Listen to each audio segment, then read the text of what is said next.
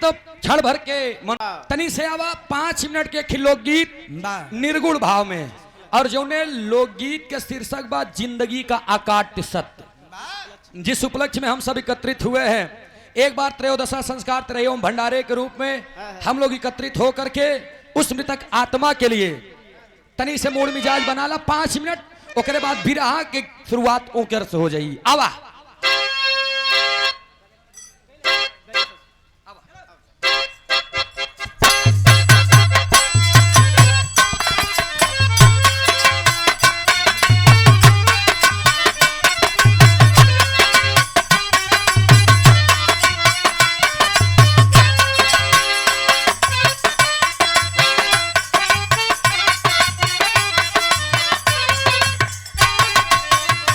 अखाड़े छापा हमरे उस्ताद हमरे गाँव में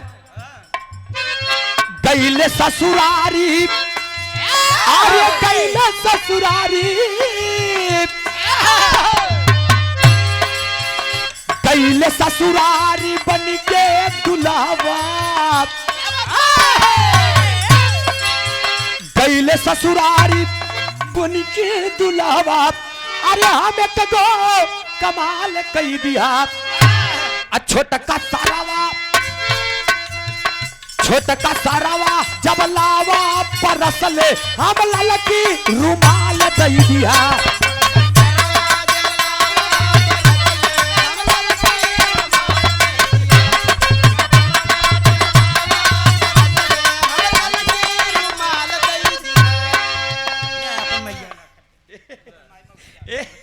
हरिओम मार खाव्या सुधर जी आव्या नहीं काका तोहका थोड़ी देखा ही मैटर अपन घरे समझा बहुत मार खाव्या मंच पे अगर क्यों लाल के रुमाल दे तो ये नमो का बता भैया एक बार फिर से बता दे। अच्छा ये बहुत हराम ज्यादा है। एक जान ला कि मौका पाए से नहीं बताओ बजाओ बलल की रुमाल फेंक दे सूँ आप समझदार नहीं है का हो। एक कहत रहे कि पहले उठी की लड़किया पे बस जी पियावा बड़े लाल यादव भोपतपुर से ये 101 रुपया का पुरस्कार बहुत बहुत नमस्ते बा प्रणाम बा। कारीगर भी हैं आप 100 से सभी सकल पंच की नमन बा। ध्यान दीजिएगा ये तो तरज की लाइन रहे लेकिन भाव में कवि जी ने बड़ी मार्मिक बात बड़ी कोटेशन प्रो लाइन बाई इंपॉर्टेंट बाई का ध्यान दीजिएगा आप लोग। कैसे मार साहब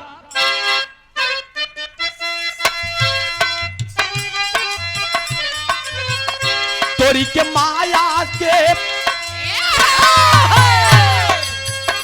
तोरी के माया से सारा बंधनवा तोरी के माया से सारा बंधनवा सुगनवा फरार हो जाई। तोरी के माया के सारा बंधनवा सुगनवा फरार हो जाई।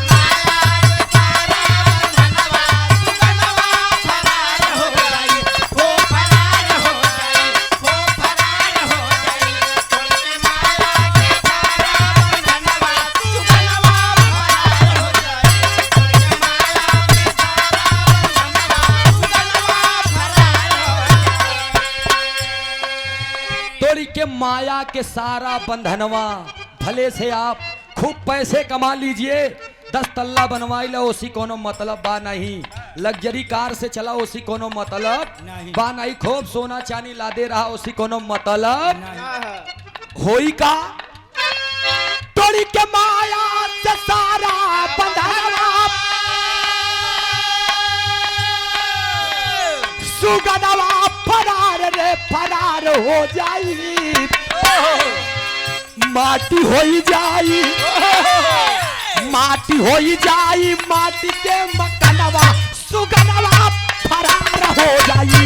माटी होई जाई माटी के मकनवा सुगनवा फरार हो जाई। माटी होई जाई माटी के मकनवा सुगनवा फरार हो। राम निधि यादव जी 101 रुपया का पुरस्कार और फूले कारीगर 101 रुपया का पुरस्कार हल्लू के प्रवास से यानी 201 रुपया का पुरस्कार राम निधि यादव जी बिरहा के ठेकेदार। यहां से लेकर पूर्वांचल तक ज्यादा तक इनका लोकप्रियता बाटे ओम प्रकाश यादव बक्सर बिहार वाले उनकर नाम ले ले है तो अगर एक खटिया पर रही तो उठ के खड़ा हो जाए। ऊर्जा बा और लगाओ बा ₹200 का पुरस्कार। बहुत बहुत नमन बपड़ाम बा आशीर्वाद दे हम बच्चे कला में कामयाब रहे, जहां रहे खुश रहे आबाद रहे। एक शोर से सभी सकल पंच के नमन बा।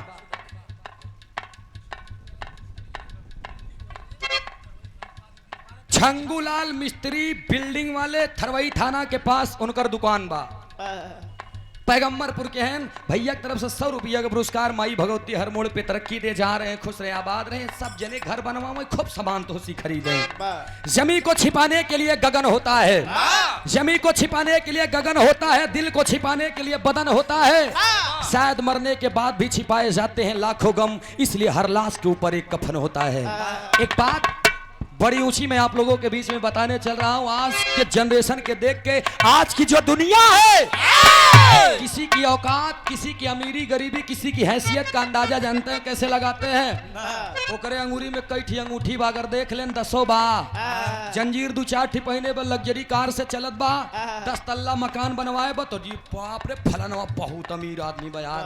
नहीं साहब, ध्यान दीजिएगा आप, अमीर गरीब कोई पेट से नहीं पैदा होता है, सब यहीं पर होते हैं। और एक बात मैं बताना चाहूंगा, किसी की अमीरी और गरीबी का अंदाजा लगाना है, पता लगाना है, तो उसके घर जाइएगा, उसके घर जाइएगा और देख लीजिएगा 10 तल्ला मकान के नीचे रहने वाले उसके जन्मदाता माता और पिता अगर मुस्कुराते मिल जाए तो समझ लीजिएगा कि ये घर बहुत बड़े अमीर आदमी का है। अगर रोते मिले तो भले से लाख रुपए की कमाई प्रति घंटे हो, लेकिन ये समझ लीजिएगा उससे बड़ा गरीब, उससे बड़ा गलीज इंसान इस धरती पर कोई और नहीं है।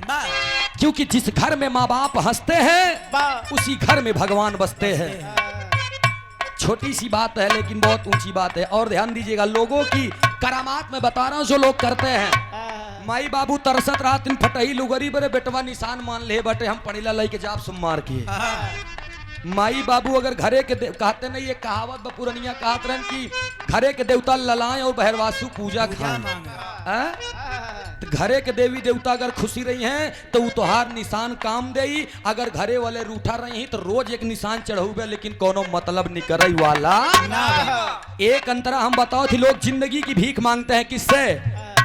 सोचिए किससे? डॉक्टर से। डॉक्टर साहब हमरे गदेला बचाइला, डॉक्टर साहब हमरे भैया बचाइला, हमरे बाबू बचाइला, जितना लागी उतना दे। लेकिन मैंने जब इस बात को सोचा तो हम बैठे बैठे कलम को उठाए और मैंने पिरोया। क्या पिरोया? ध्यान दीजिएगा, पहले ही अंतरे में क्या लिखा है? जिंदगी जिए के देवाता की मतिया, करल तरीना ही बाबू मवतिया।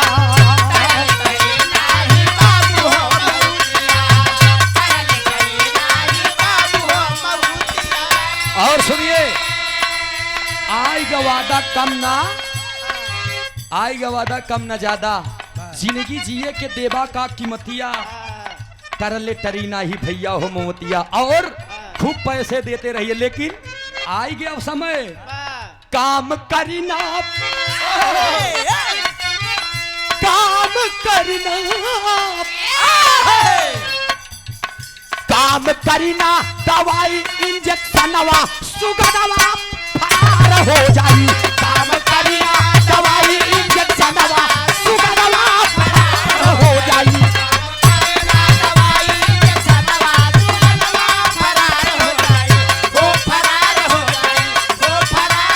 बहुत अच्छे, बहुत अच्छे।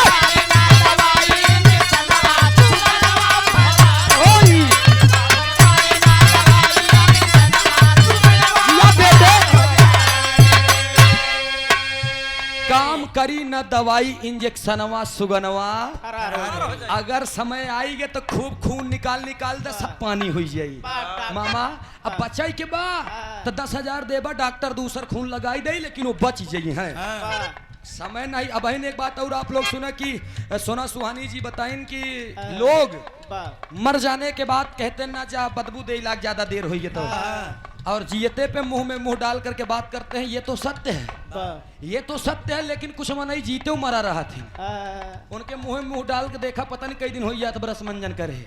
हाँ मामा, बहुत जने के देखे आप रहा दुनिया में, हम लोग यही आवत हिन कि बहुत लोग अगर खसीट नहीं है पिया है, सूरज से बोल रहे हो, मैं तुमको 51 रुपया अब अगर 1 मिनट में उनका ना छोड़ा हुआ तो हिंच दे तू चला जा नीचे तो तोहरा पोजीशन फिट कर दी है। तो यही से हर इंसान, अब मैं जितना कहूं वो कम है, क्योंकि दूसरे लाइन में एक अंतर और बताओ थी कैसे मार साहब।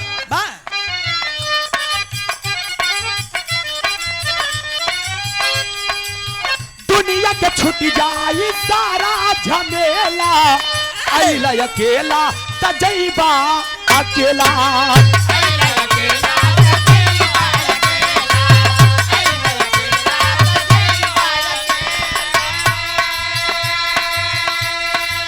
अंतिम में मिली का, आप लोगन के अंतिम में का मिली जानत है? मिली अंतिम में, मिली अंतिम में दुई गजी कफनवा, सुगनवा फरार हो जाई।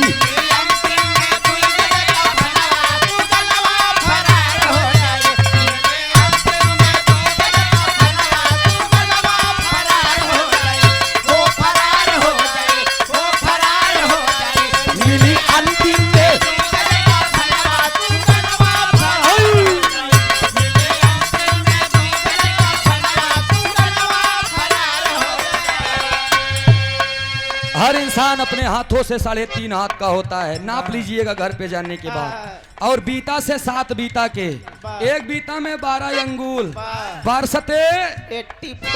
84 लाख योनियों में भ्रमण करने के बाद तब ये मानव का तन मिलता है। इसीलिए अगर मानव का तन मिला है तो आप लोग कुछ ऐसा जीवन में काम कर लीजिए कि इंसान चले जाए, चले जाने के बाद में आपके यश और कीर्तियों का बखान हो।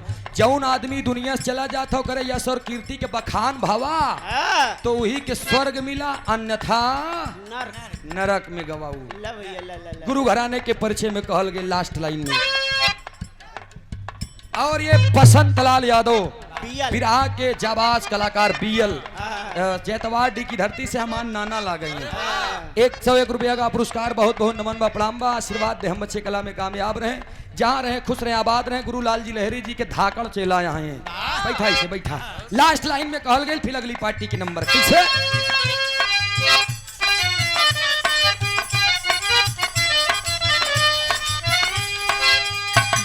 मधार है दरियाली भय सपनावा, गुरु राजा राम जी के पूजली चरणवा।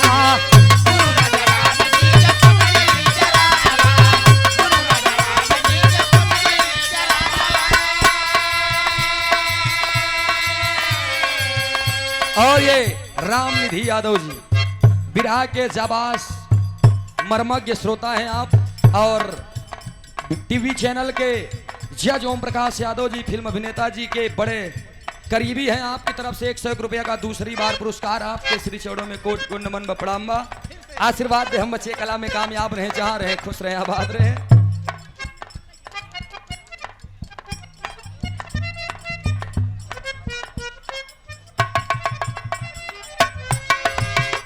और ये अंबेडकर नगर जिले से अरविंद यादव जी बिरहा के बहुत बड़े शुभचिंतक हैं और हमारे बहुत बड़े फैन हैं। 51 रुपया का पुरस्कार, नमस्ते बपड़ाम्बा, आशीर्वाद की चावत। कहे कैसे? भोलू रामधार है दरियाली भय सपनावा, गुरु राजा राम जी के चुमाली चरणवा।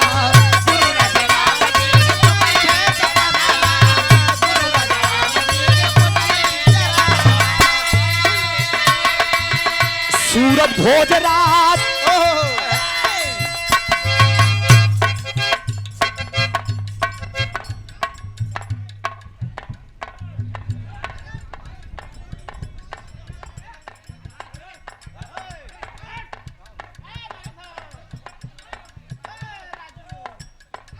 रात के सुंदर गनवा,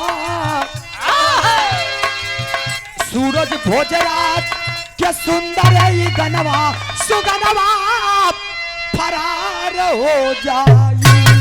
बहुत बहुत धन्यवाद, बहुत बहुत शुक्रिया। अब आप लोग रुचि यादव जी से गीत का आनंद लीजिए।